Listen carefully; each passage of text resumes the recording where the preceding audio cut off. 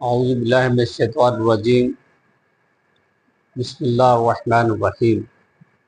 پیارے دوستو، السلام علیکم۔ آج ہماری گفتگو کا موضوع ہے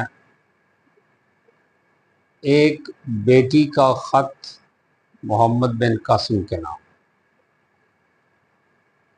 وہ بیٹی جو امریکی قید خانے میں قید ہے، اس نے ایک خط لکھا ہے، اور وہ اس نے اس خط کے اندر اس کی ایک پکار ہے، ظلم کے خلاف اس کی پکار ہے، وہ ناانصافی کے خلاف آواز اٹھا رہی ہے اور پکار رہی ہے۔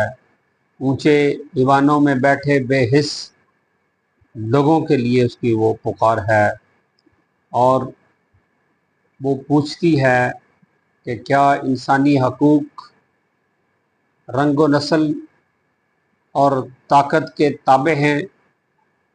وہ اپنی آزادی کی بھیک مانگ رہی ہے، اپنی قسمت کی بھیک مانگ رہی ہے، وہ اپنے شرم و حیا کے تحفظ کی بھیک مانگ رہی ہے کوئی محمد بن قاسم جو عراق کی اس بیٹی نور کا ہاتھ تھام سکے، اس کی آزادی کے لیے جد و جہد کر سکے؟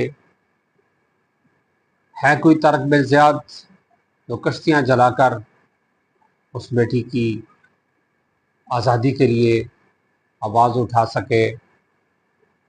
میں تو ذاتی طور پر مایوس نہیں، میں تو پر امید ہوں کہ کوئی محمد بن قاسم ضرور آئے گا، کوئی طارق بن زیاد ضرور آئے گا، اور اس بیٹی کی آواز پر لبیک ضرور کہے گا۔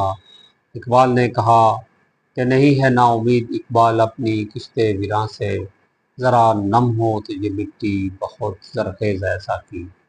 آپ کی سماعتوں کا شکریہ۔